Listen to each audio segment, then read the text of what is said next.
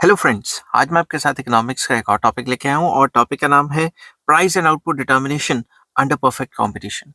शुरू करने से पहले बता दूं कि चैप्टर का नाम है determination of price and output under perfect competition और इस चैप्टर के सारे लिंक्स आपको इस वीडियो के डिस्क्रिप्शन में मिल जाएंगे।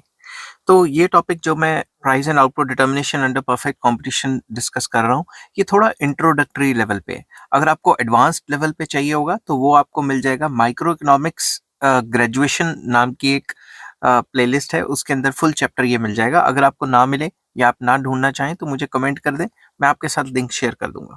तो ये इंट्रोडक्टरी लेवल पे चैप्टर है और एडवांस लेवल पे मैंने ऑलरेडी अपलोड किया हुआ है। ये उनके लिए जिनको इकोनॉमिक्स बिल्कुल नहीं आती और बेस लेवल से समझनी है। समझ के बात। तो ये जो टॉपिक है ये मैं दो पॉइंट ऑफ व्यू से डिस्कस करूंगा, एक तो short run equilibrium and long run equilibrium. ठीक है, तो इसमें मैं पहली हेडिंग बनाता हूँ short run equilibrium. While dealing with the perfect competition model, it is essential to keep separate the concepts of firm and an industry. तो जब भी हम परफेक्ट कंपटीशन के इक्विलिब्रियम की बात करेंगे या परफेक्ट कंपटीशन की बात कर रहे होंगे तो हम फर्म को अलग लेके चलेंगे और इंडस्ट्री का इक्विलिब्रियम अलग से डिस्कस करेंगे। मतलब दो different level of equilibrium discuss करेंगे। ठीक है, अब फर्म और इंडस्ट्री क्या होती है वो भी बता देता हूँ क्योंकि इंट्रोडक्टरी लेवल पे वीडियो बन रही है। फर्म होती है एक यूनिट, वो जो वो पर्टिकुलर चीज बनाती है। जैसे फर्म होगी, जैसे स्पोर्ट्स वियर में मान लो Adidas is a firm, Nike is a firm. समझ की बात, रीबॉक इज अ फर्म। मगर वो सारी फर्म्स जो यही काम कर रही हैं, डिफरेंट डिफरेंट फर्म्स, वो सारी फर्म्स मिला के इंडस्ट्री बन जाती है। ठीक है, अ firm is an individual enterprise and industry on the other hand is a group of competing firms selling a well defined product. तो इंडस्ट्री हो गया ग्रुप ऑफ फर्म्स, तो जो फर्म है वो एक इंडिविजुअल यूनिट हो गया जो वो पर्टिकुलर चीज बना रहा है। तो शॉर्ट रन के अंडर हम दो तरीके से एक्सप्लेन करेंगे इक्विलिब्रियम ऑफ इंडस्ट्री, जिसको हम प्राइस डिटर्मिनेशन भी कह देते हैं, कि इंडस्ट्री के अंदर कैसे प्राइस डिटर्मिन होता है। ठीक है, under perfect competition, no single firm or consumer can influence the market price because of its negligible share in the total supply or total demand of the industry. जो perfect competition होता है उसमें कोई भी जो सेलर है वो price को असर नहीं डाल सकता। सिमिलरली क्योंकि उसकी जो सेलर की सप्लाई इतनी छोटी होती है टोटल सप्लाई में, क्योंकि एक आधे सेलर के होने ना होने से कोई फर्क नहीं पड़ता। सिमिलरली जो बायर है वो भी जो मार्केट डिमांड को असर नहीं डाल सकता, क्योंकि उसकी डिमांड इतनी छोटी है कि वो डिमांड करे ना करे मार्केट डिमांड पे कोई फर्क नहीं पड़ रहा। However the price is determined by the collective actions of all the firms in the industry through the supply curve of the industry and the collective actions of all the consumers through the industry's demand curve. तो price कैसे determine होता है? Price determine होता है industry में जितने भी सारे सप्लायर्स हैं, सेलर्स हैं, उनकी सारों की सप्लाई मिला के एक मार्केट सप्लाई बन जाएगी और जो सारे भी कंज्यूमर्स हैं उनकी डिमांड को मिलाएंगे तो मार्केट डिमांड बन जाएगी। तो मार्केट डिमांड और मार्केट सप्लाई की वजह से प्राइस डिटरमिन होता है। Thus, short run equilibrium price and quantity is determined by the interaction of market demand and market supply curve. तो शॉर्ट रन में इंडस्ट्री के अंदर जहां मार्केट डिमांड और मार्केट सप्लाई कर्व कट करेंगी वो इक्विलिब्रियम हो जाएगा। It can be explained with the help of diagram. तो मैंने एक तरफ इंडस्ट्री बनाई है, दूसरी तरफ मैंने फर्म बनाई है। तो डिमांड कर्व और सप्लाई कर्व ई पॉइंट पे इंटरसेक्ट होते हैं, तो ये इक्विलिब्रियम प्राइस डिटरमिन होता है। और जो प्राइस डिटरमिन हो गया इंडस्ट्री में, फर्म उसी प्राइस को चार्ज करेगी। समझ गए बात। तो फर्म क्या होती है? प्राइस टेकर, अपनी मर्जी से प्राइस नहीं बनाती परफेक्ट कंपटीशन के अंदर। ठीक है, अब इसको थोड़ा सा एक्सप्लेन करेंगे। मैं इसको रब कर देता हूं ताकि जब एक्सप्लेनेशन कर रहा हूं तो साथ के साथ आपको बता दूं। The demand curve D represents the total demand of all consumers and supply curve represents the total supply curve of the industry. तो ये जो डिमांड कर्व है वो सारे कंज्यूमर्स की डिमांड दिखा रही है और सप्लाई कर्व सारी फर्म्स की जो टोटल सप्लाई करके मार्केट सप्लाई है उसको दिखा रही है। ठीक है, the short run equilibrium is determined at the point where the market demand curve and the industry supply curve intersect at point E. तो दोनों कर्व्स जहाँ इंटरसेक्ट करती हैं वो ई पॉइंट है इक्विलिब्रियम का, और ओपी जो है वो इक्विलिब्रियम प्राइस हो गया। ठीक है, the equilibrium price is OP and the equilibrium quantity is O Q. तो ये इक्विलिब्रियम क्वांटिटी होगी इंडस्ट्री की। ठीक है, if price is above OP से OP1, मान लेते हैं कि प्राइस अगर बढ़ के OP1 हो जाता है, इस प्राइस पे जो डिमांड है वो इतनी होगी और जो सप्लाई है वो ज्यादा होगी। तो जब डिमांड कम है सप्लाई ज्यादा है, उस सिचुएशन को हम एक्सेस सप्लाई कहते हैं। तो जब भी किसी भी चीज की सप्लाई एक्सेस हो जाएगी, सप्लाई बढ़ जाएगी और प्राइस जो डिमांड है वो कम हो जाएगी, तो नतीजा क्या निकलेगा, रिजल्ट क्या निकलेगा? कि प्राइसेस गिर जाएंगे, तो प्राइसेस फिर से गिर के इक्विलिब्रियम आ जाएगा। तो सिंपल सी बात यही चीज एक्सप्लेन की हुई है। There is excess supply which pulls down, supply ज्यादा होने की वजह से प्राइसेस गिर जाएंगे। On the other hand if the price is below OP से OP2, अगर मान लेते हैं कि प्राइस OP2 है, मैं यहाँ से फिर से कर लेता हूँ, ये इक्विलिब्रियम हो गया, प्राइस मान लो OP2 है, इस प्राइस पे सप्लाई इतनी है और डिमांड क्या है, ज्यादा, तो क्या होगी, एक्सेस डिमांड होगी ना, डिमांड ज्यादा होगी। तो किसी भी चीज की जब डिमांड ज्यादा हो जाती है और सप्लाई कम हो जाती है, तो नतीजा ये निकलता है कि प्राइसेस बढ़ जाते हैं, तो प्राइसेस बढ़ के फिर से इक्विलिब्रियम प्राइस पे चले जाएंगे। ठीक है, तो वही चीज एक्सप्लेन की हुई है। There is excess demand, as a result price would rise. At equilibrium E, there is neither excess supply or excess demand, and therefore the price has neither a tendency to fall nor a tendency to rise. तो ये जो price equilibrium determine हुआ है, इस पे ना ही कोई equilibrium में टेंडेंसी रहती है कि ये प्राइस बढ़े और ना ही कोई टेंडेंसी रहती है कि गिरे। अब ये जो प्राइस डिटरमिन हो गया, फर्म को यही प्राइस चार्ज करना पड़ेगा, इसलिए फर्म को प्राइस टेकर कहा जाता है। ठीक है, अब मैं हेडिंग बना रहा हूँ, equilibrium of firm in short run. Short run में फर्म का इक्विलिब्रियम कैसे डिटरमिन होता है। A firm under perfect competition cannot influence the market price. जो फर्म है शॉर्ट पीरियड में, आपको पता है कि शॉर्ट पीरियड हो लॉन्ग पीरियड हो, परफेक्ट कंपटीशन में प्राइस को असर नहीं डाल सकती। A firm is a price taker, जैसा कि मैंने पहले बताया था। It takes the price as given, जो भी इंडस्ट्री डिटरमिन करती है वही प्राइस को लेके इसको आगे काम करना है। ठीक है, the individual firm is perfect in perfect competition is assumed to be facing a perfectly elastic demand curve for its product, because any variation in its output over the range feasible for it will have such a negligible effect on the total supply and the price that the effect can and that price and the price that the effect can be safely assumed to be zero। तो simple words में इसका जो conclusion है वो बता देता हूँ कि परफेक्ट कंपटीशन के अंडर जो डिमांड कर्व होती है वो परफेक्टली इलास्टिक होती है। परफेक्टली इलास्टिक क्यों होती है, क्योंकि जो भी हम सामान बना रहे हैं वो होमोजीनियस है, होमोजीनियस होगा तो सेम क्वालिटी का होगा, सेम क्वालिटी का होगा तो सेम प्राइस रखना पड़ेगा।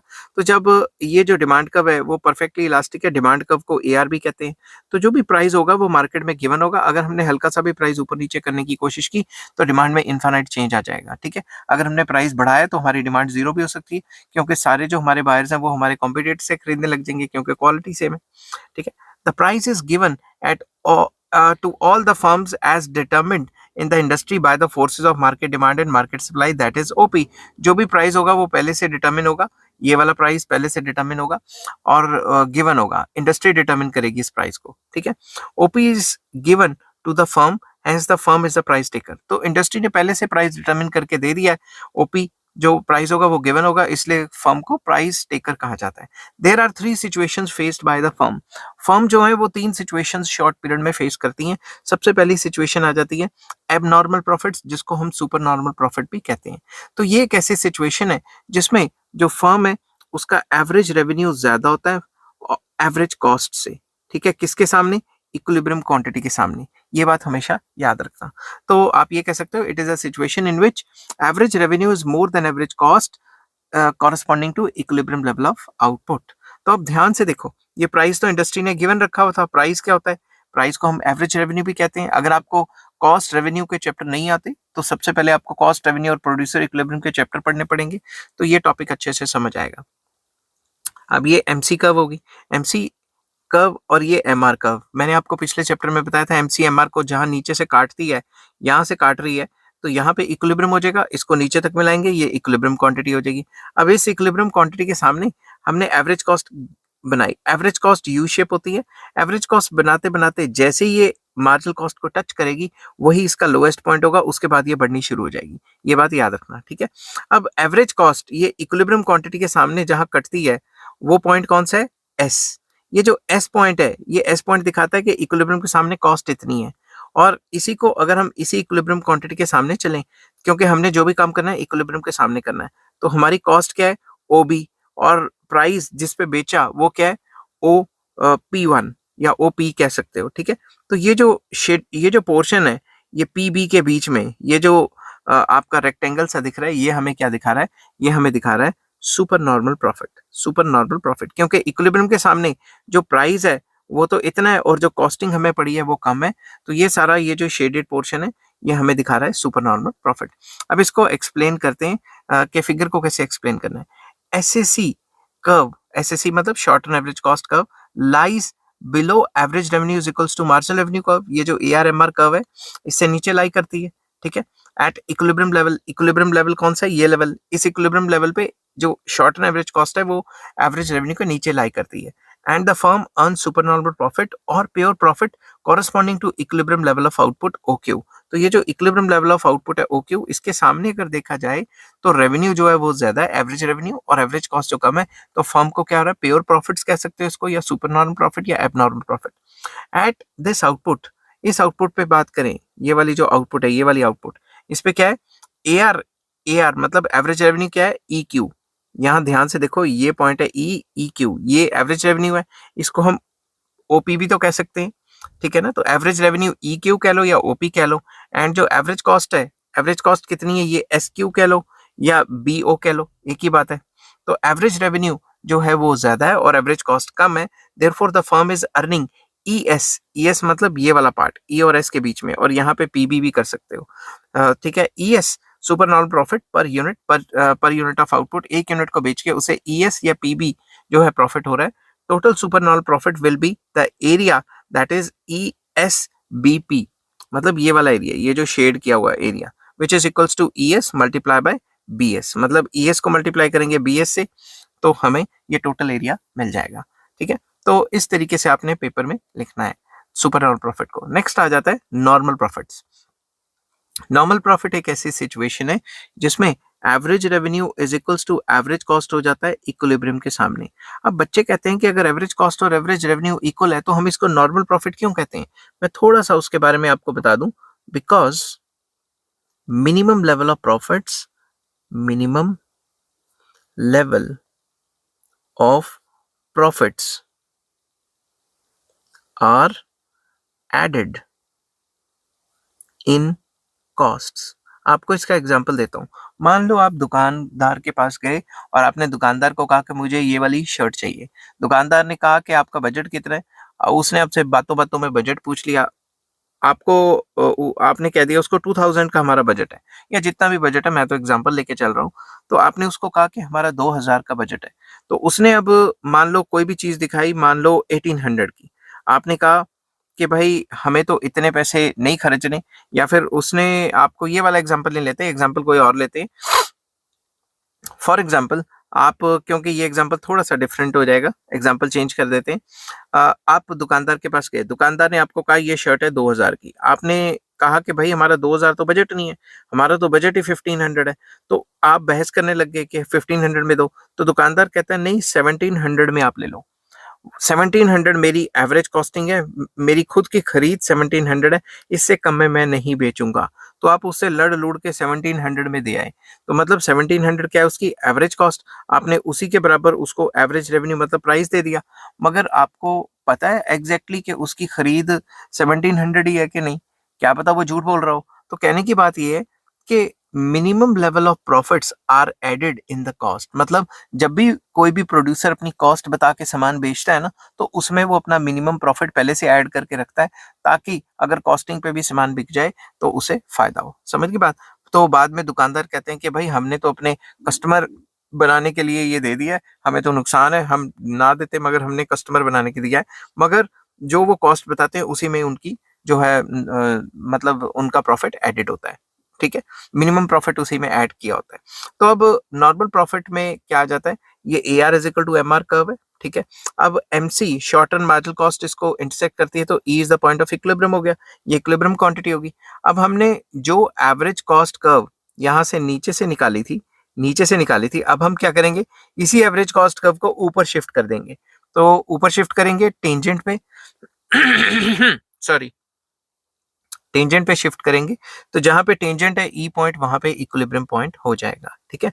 तो इस पॉइंट को हम कहेंगे कि इस पॉइंट पे नॉर्मल प्रॉफिट है, क्योंकि इस पॉइंट पे इक्विलिब्रियम के सामने एवरेज रेवेन्यू और एवरेज कॉस्ट बराबर है।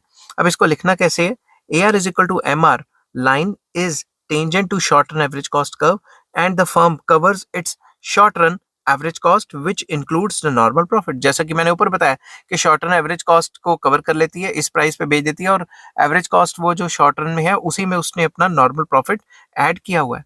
एट ओपी प्राइस, तो इसके सामने प्राइस कितना हो गया ओपी, ठीक है। At OP price determined by industry, जो इंडस्ट्री ने डिटरमिन किया था डिमांड सप्लाई की वजह से जहां इंटरसेक्ट हो रही थी, firm's equilibrium is at point E and O Q is the equilibrium level of output. तो ओपी इक्विलिब्रियम प्राइस है और ओ क्यू इक्विलिब्रियम क्वांटिटी है। एट पॉइंट ई, ये वाला जो पॉइंट है, ठीक है, MC is equal to MR and MC cuts MR from below, इसलिए ये प्रोड्यूसर इक्विलिब्रियम है।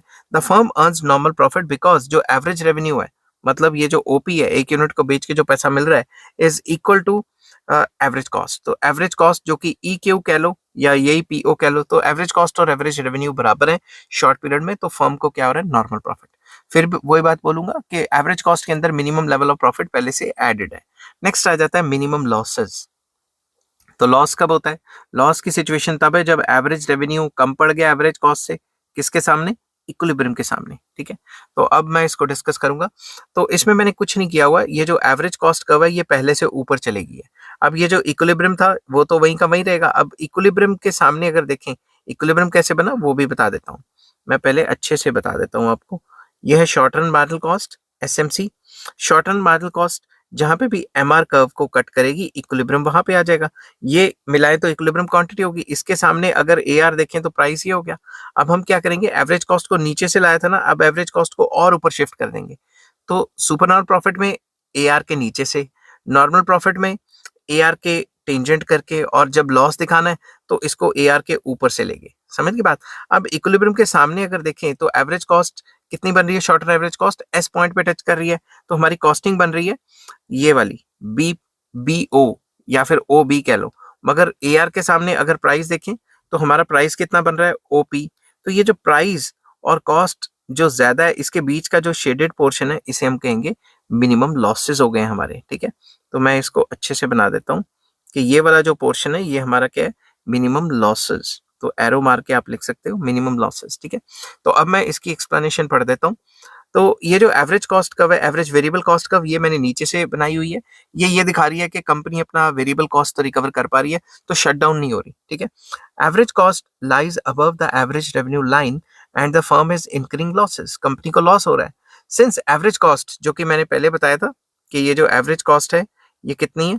Average cost is S Q, क्योंकि इक्विलिब्रियम के सामने एस क्यू एस पॉइंट पे टच कर रही है, is more than average revenue, जो कि क्या है? एवरेज रेवेन्यू क्या है? ई क्यू, ठीक है ना। इससे तो ज्यादा है ना कॉस्ट, एस ई ज्यादा है, ठीक है। The firm is incurring losses equal to S E per unit. Total losses will be equal to B S E P, ये जो रेक्टेंगल है इसके बराबर होगा। सिंस प्राइस एक्सीड्स, जो प्राइस है वो वेरिएबल कॉस्ट, मतलब एवरेज वेरिएबल कॉस्ट से तो ए आर ऊपर ही है। The firm continues to produce in the short run despite losses. तो लॉसेस तो हो रहे हैं मगर फर्म अपना वेरिएबल कॉस्ट को तो रिकवर कर पा रही है ना। वेरिएबल कॉस्ट तो इक्विलिब्रियम लेवल पे देखें तो नीचे है, तो कंपनी माल बनाती रहेगी। और अगर यही वेरिएबल कॉस्ट टेंजेंट कर जाएगा तो कंपनी कहेगी अब फायदा क्या है बनाने का, शट डाउन कर जाएगी, ठीक है। नेक्स्ट आ जाता है लॉन्ग रन। लॉन्ग रन में फर्म और इंडस्ट्री को डिस्कस करेंगे। Equilibrium of firm in the long run. A firm under perfect competition will be in equilibrium in long run when it earns only normal profit। अब मैं आपको यहाँ पे example देता हूँ। सॉरी, बोल बोल के गला बैठ जाता है। ध्यान से समझना एग्जाम्पल को। मान लो आपके घर के पास सिर्फ एक दुकान खुली है, अगर उसको काफी ज्यादा प्रॉफिट हो रहा है, मान लो मेडिसिन की दुकान है या फिर शेक की या क्या कहते हैं जूस कॉर्नर खुल गया, कोई शेक कॉर्नर खुल गया, फास्ट फूड कॉर्नर खुल गया, ठीक है। उसको काफी ज्यादा सुपर नॉर्मल प्रॉफिट हो रहा है शॉर्ट पीरियड में। अब बाकी कंपनी अगर देखेंगी कि इसको तो बहुत प्रॉफिट हो रहा है और ये काम करने के लिए कोई परमिशन भी नहीं चाहिए, तो वो फर्म्स क्या करेंगी? वो भी वही काम खोल लेंगी। समझ गई बात? तो वो कंपनियां भी वही सेम टू सेम काम खोल लेंगी।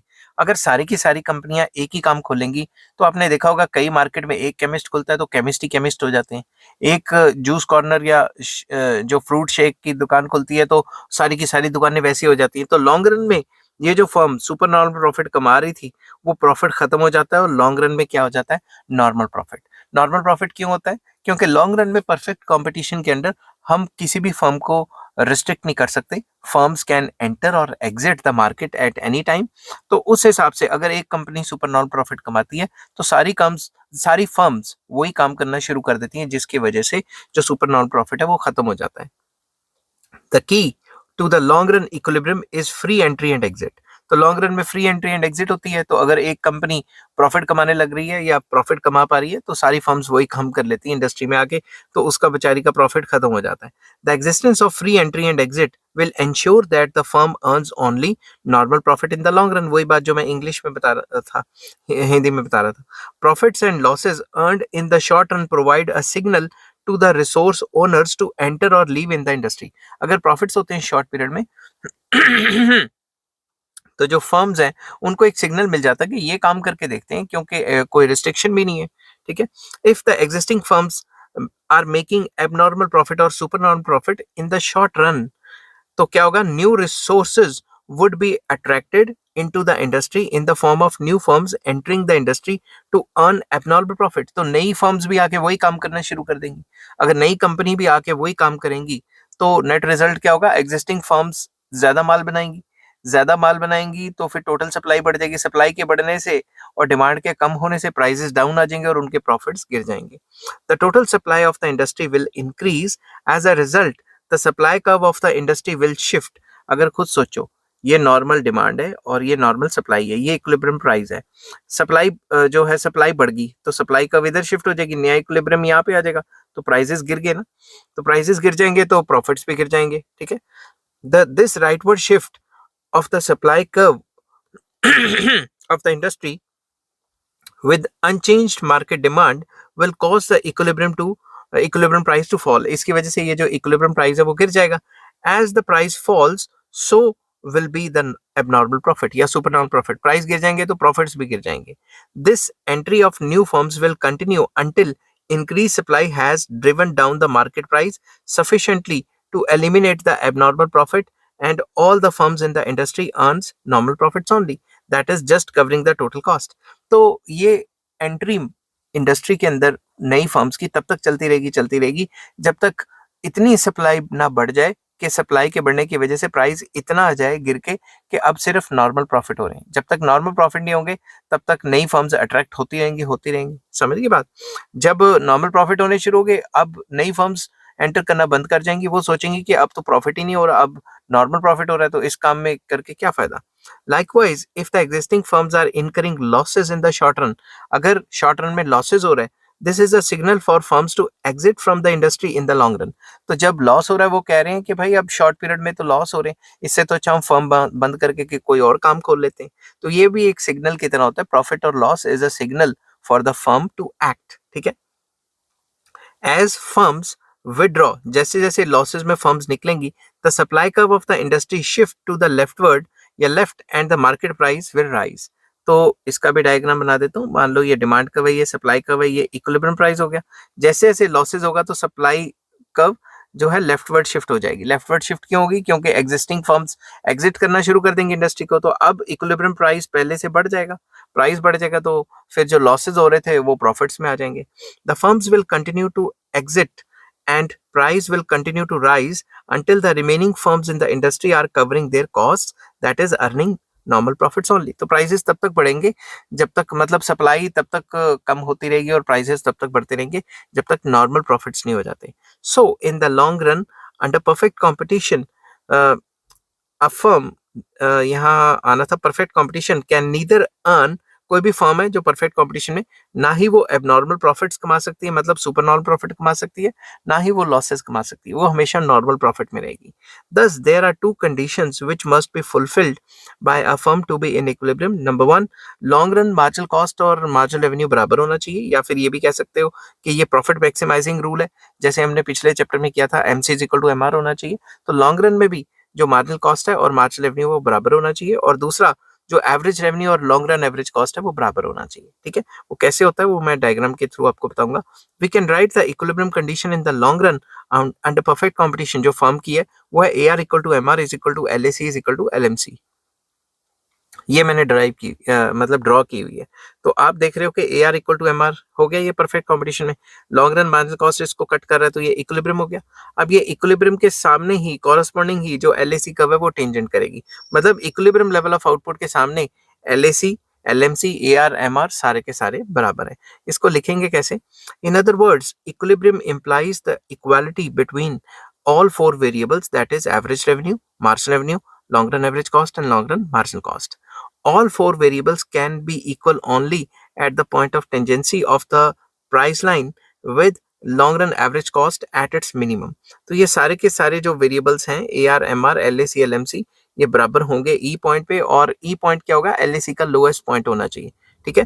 The minimum point on the average cost curve is optimum point of production and the output produced at this point is the optimum output. Basically इसके सामने जो भी आउटपुट है इसको ऑप्टिमम पॉइंट कहेंगे या लीस्ट एवरेज कॉस्ट कह सकते हैं, और इसके सामने जो भी क्वांटिटी प्रोड्यूस होती है उसे ऑप्टिमम आउटपुट कहा जाता है. Therefore long run equilibrium of the firm under perfect competition is only at the minimum point of LAC curve, producing the optimum level of output. तो इक्विलिब्रियम यहीं पे होगा.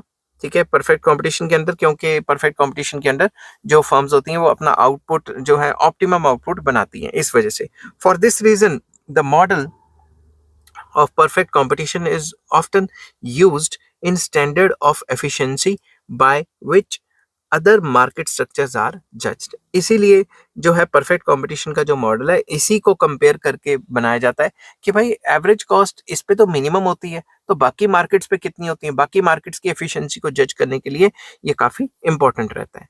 अब इस डायग्राम को एक्सप्लेन कर देते हैं. एक्स एक्सिस पे जो है आउटपुट दी हुई है और वाई एक्सिस पे रेवेन्यू एंड कॉस्ट दिया हुआ है. Long run equilibrium of the firm can be explained with the help of diagram. At OP price, ये जो ओपी प्राइस डिटरमिन हुआ है, ये वाला price determined by the industry, the firm will be in equilibrium at point E. तो firm equilibrium पे होगी ई point पे लॉन्ग रन में. क्यों? क्योंकि इसी पॉइंट पे जो मार्जिनल कॉस्ट है उसने लॉन्ग रन मार्जिनल कॉस्ट है उसने मार्जिनल रेवेन्यू को इंटरसेक्ट किया है. And O Q will be the equilibrium level of output. ये जो ओ क्यू है ये इक्विलिब्रियम लेवल ऑफ आउटपुट है. The equilibrium is at point E. Equilibrium E point पे where LMC cuts MR from below and at point E both the conditions of long run equilibrium are satisfied. that is जो है जो long run conditions जो होती है equilibrium की कि LMC is equals to MR है और जो average revenue है वो long run average cost के बराबर है. ठीक है.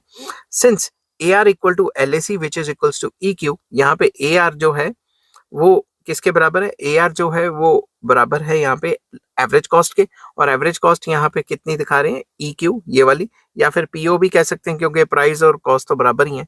At equilibrium the firm is earning only normal profit. तो लॉन्ग रन में सिर्फ नॉर्मल प्रॉफिट होता है. Therefore firm is just willing to stay in the industry. तो कंपनी क्या करेगी, इंडस्ट्री में सर्वाइव करेगी या फिर जो स्टे करने को रहेगी, क्योंकि वो अपना मिनिमम प्रॉफिट तो कमा ही पा रही है ना. मिनिमम लेवल ऑफ प्रॉफिट्स तो नॉर्मल प्रॉफिट्स में एडेड ही होते हैं. ठीक है. It has no incentive to leave the industry nor do other firms have an incentive to enter the industry. तो जब भी नॉर्मल प्रॉफिट कमाएंगे नई फर्म्स भी नहीं आएंगी मार्केट में और जो एग्जिस्टिंग फर्म्स हैं वो भी नहीं जाएंगी. ठीक है. अब आ जाता है long run equilibrium of the industry. Industry में लॉन्ग रन में इक्विलिब्रियम में क्या होगा, an industry is in equilibrium in the long run when its market demand equals to market supply. तो लॉन्ग रन में जहां market demand market supply intersect होती है वो इक्विलिब्रियम डिटरमिन हो गया, और वो जो इक्विलिब्रियम डिटरमिन है वही फर्म्स फॉलो करेंगी.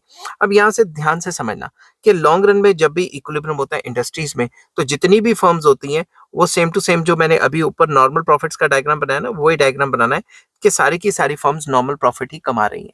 अगर तो नॉर्मल प्रॉफिट नहीं कमा रही हैं तो सुपर नॉन प्रॉफिट कमा रही हैं तो बाहर से नई फर्म्स अट्रैक्ट होकर आना शुरू कर देंगी. ठीक है, वो शॉर्ट पीरियड का फिनोमेना है. और अगर लॉसेस कमा रही हैं तो एग्जिस्टिंग फर्म्स चली जाएंगी. समझ की बात.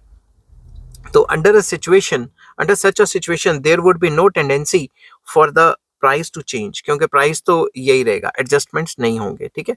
The industry would be in equilibrium in the long run when it is neither expanding nor contracting. नई फर्म्स भी नहीं आ रही और जो एग्जिस्टिंग फर्म्स है वो जा भी नहीं रही. The industry may expand or contract because of the entry of new firms or the or exit of some of the existing firms. वो कॉन्ट्रैक्ट कर सकती है अगर एग्जिस्टिंग फर्म निकल जाएंगी और एक्सपैंड कर सकती है अगर नई फर्म्स आएंगी.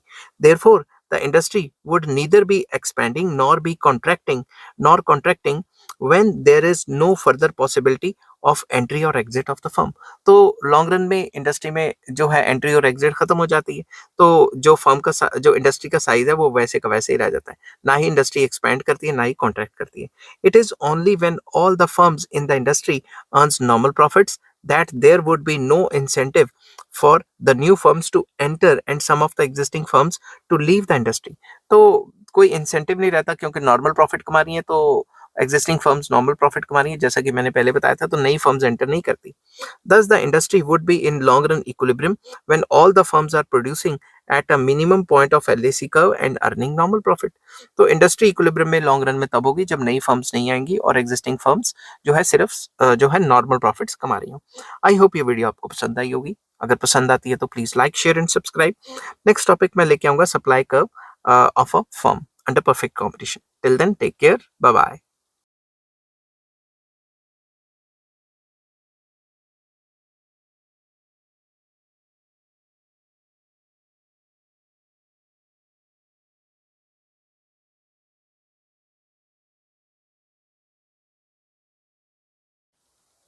हेलो फ्रेंड्स, आज मैं आपके साथ इकोनॉमिक्स का एक और टॉपिक लेके आया हूँ और टॉपिक का नाम है supply curve of the firm.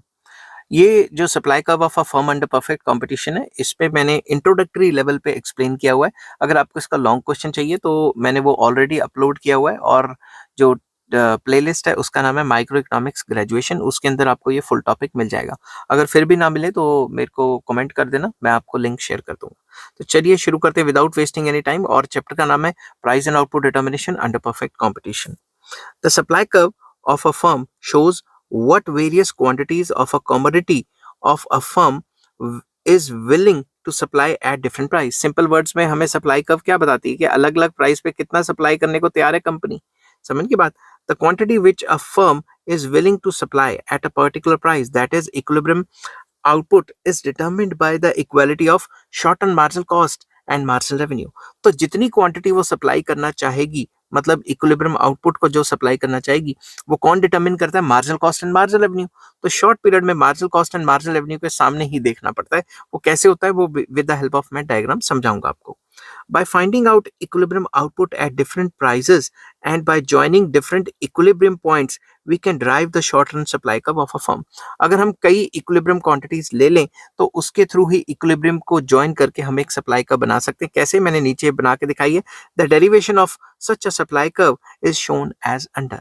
तो इस फिगर में एक्स एक्सिस पे हमने आउटपुट लिया हुआ है और वाई एक्सिस पे यहाँ पे रेवेन्यू कॉस्ट है और यहाँ पे दूसरा जो दूसरे वाला है राइट साइड पे जो डायग्राम है उसमें प्राइस लिया हुआ है. ठीक है. अब नॉर्मल सी सिचुएशन है. मैंने यहाँ पे शॉर्ट टर्म मार्जिनल कॉस्ट बनाया हुआ है. ठीक है.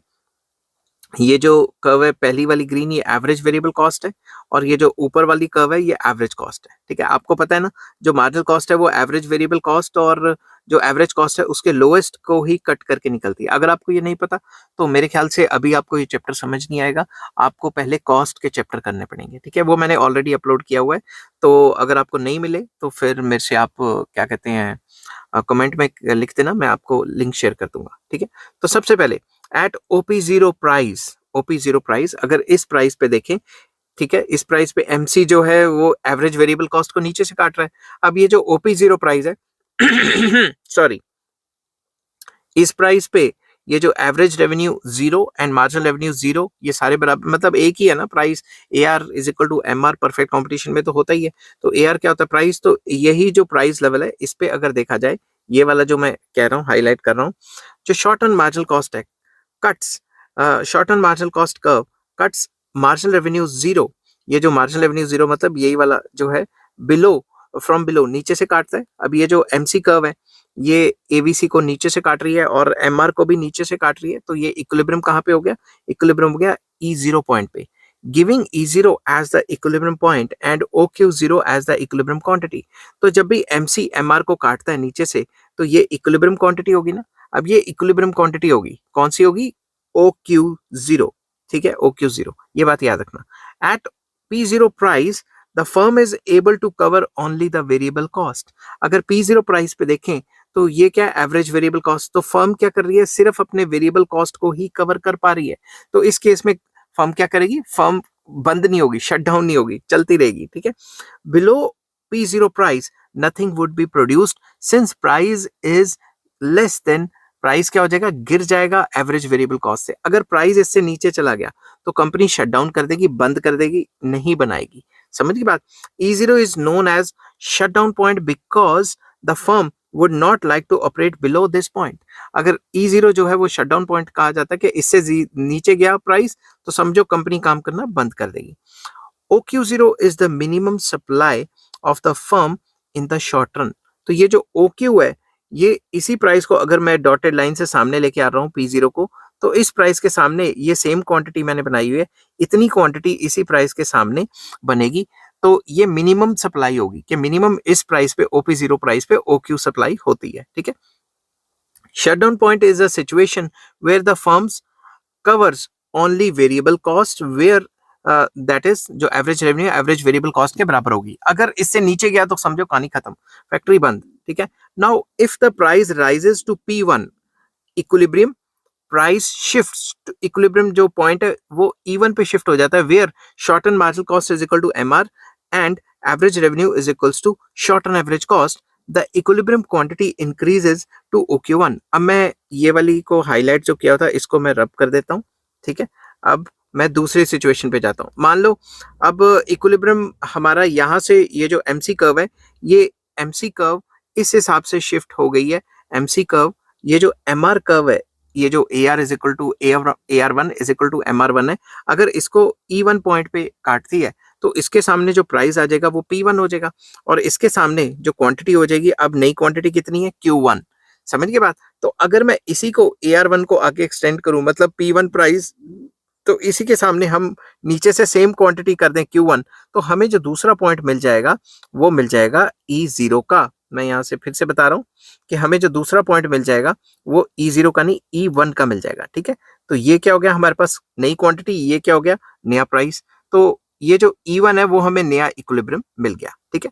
सिमिलरली अगर ये जो प्राइस है वो और ज्यादा शिफ्ट हो जाए ऊपर को, तो ये जो MC कर्व है, MC कर्व अब E2 पॉइंट पे काट रही है। अब प्राइस कितना हो गया, P2। कंपनी को तो प्रॉफिट होना शुरू हो गया।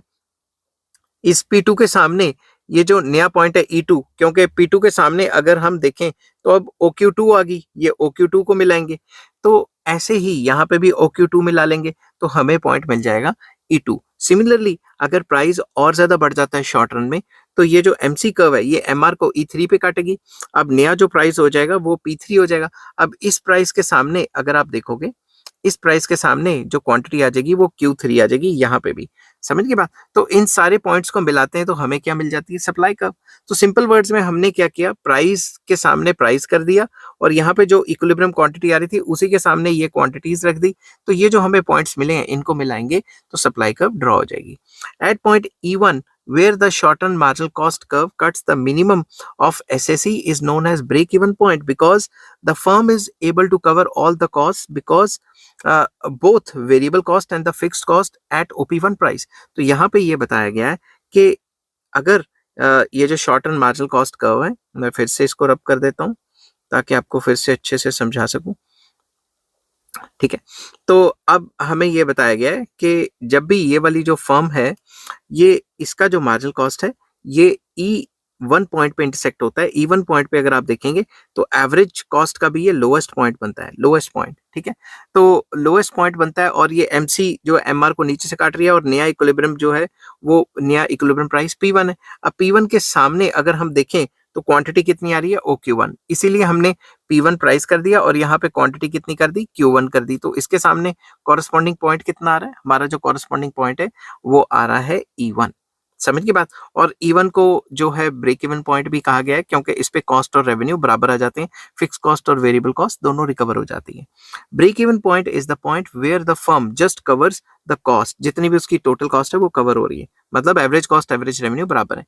Therefore at point at OP1 price the firm will supply OQ1 output, जैसा कि मैंने आपको बताया ये वाली आउटपुट जो है वो बनाएगी, और यहाँ पे भी ये वाली आउटपुट दिखा दी, और प्राइस यहाँ से सेम दिखा दिया, इसके सामने ये क्वांटिटी बना दी। समझ की बात। ठीक है। अब फर्दर चलते हैं। Similarly at OP2 and OP3 prices the equilibrium at point E2 and E3 respectively is at E2 and E3 respectively, and the amount supplied is OQ2 and OQ3 respectively। तो वही बात बताइए कि अगर AR/MR ऊपर shift होती रहती है तो नया जो इक्विलिब्रियम होगा वो E2 पे होगा या E3 पे होगा, और इसी के कॉरस्पॉन्डिंग E2 और E3 हो जाएगा। और ये वाली जो मैं कर रहा हूँ ब्लू से, ये हमारी नई क्वांटिटीज हो जाएंगी Q2 एंड Q3। अब ये जो सारे पॉइंट्स हमने ड्राइव किए हैं इनको मिलाएंगे तो हमें क्या मिल जाएगी, सप्लाई कब मिल जाएगी, शॉर्ट रन में। समझ की बात। While producing OQ2 and OQ3 quantity of output, the firm is earning super normal profit, क्योंकि फर्म को सुपर नॉर्मल प्रॉफिट हो रहा है क्योंकि कॉस्ट से ऊपर चला गया ना, तो average revenue is greater than short term average cost. By joining E0, E1, E2 and E3 we get the firms short run supply curve. तो ये जो पॉइंट्स मैंने आपको पहले भी बताए कि अगर ये सारे पॉइंट्स को मिला लेंगे तो फर्म को शॉर्ट रन की सप्लाई कर्व मिल जाएगी, ठीक है। Thus, that part of the short run marginal cost short run में जो होती है उसका वो part which lies above the minimum point of average variable cost is the supply curve of the firm in the short run। तो हम ये भी कह सकते हैं कि वो part मार्जिनल कॉस्ट का वो पार्ट जो एवरेज वेरिएबल कॉस्ट के ऊपर है, मार्जिनल कॉस्ट का वो पार्ट जो शॉर्ट रन में मार्जिनल कॉस्ट का वो पार्ट जो एवरेज वेरिएबल कॉस्ट के ऊपर पड़ता है, उसी को हम सप्लाई कर्व कहते हैं, क्योंकि उसके नीचे प्रोड्यूस नहीं करेंगे क्योंकि शट डाउन हो जाएगा। Since within this range marginal cost is sloping upward to the right, इसके अंदर देखें तो अपवर्ड स्लोप होती है, राइट साइड को जा रही होती है। The supply curve of the firm in the short run is always upward sloping, ये भी हमें पता ही है। The supply curve shows the quantity that the firm will offer for sale at each of the various possible prices. तो यहाँ पे हमने बताया कि शॉर्ट रन एवरेज कॉस्ट जो है, उल्टा बोल गया मैं, शॉर्ट रन मार्जिनल कॉस्ट का वो पार्ट जो एवरेज वेरिएबल कॉस्ट के ऊपर आता है उसे सप्लाई कर्व कहते हैं, क्योंकि सप्लाई कर्व भी हमें वही दिखाती है कि कितने कितने प्राइजेस पे, कितने कितने इक्विलिब्रियम लेवल ऑफ प्राइजेस पे कितना कितना इक्विलिब्रियम लेवल ऑफ आउटपुट को बेचना चाहेगी फर्म शॉर्ट पीरियड में। तो ये जो टॉपिक था ये इंट्रोडक्टरी लेवल का था, इस पे मैंने ऑलरेडी हायर लेवल का टॉपिक बनाया हुआ है। अगर आपको उसका लिंक ना मिले तो मुझे कमेंट कर देना, मैं आपके साथ शेयर कर दूंगा, ठीक है। तो अगर आपको ये छोटा सा टॉपिक समझ आता है और अच्छा भी लगता है तो आप लाइक कर सकते हैं, शेयर कर सकते हैं और सब्सक्राइब भी कर सकते हैं। Take care, bye bye.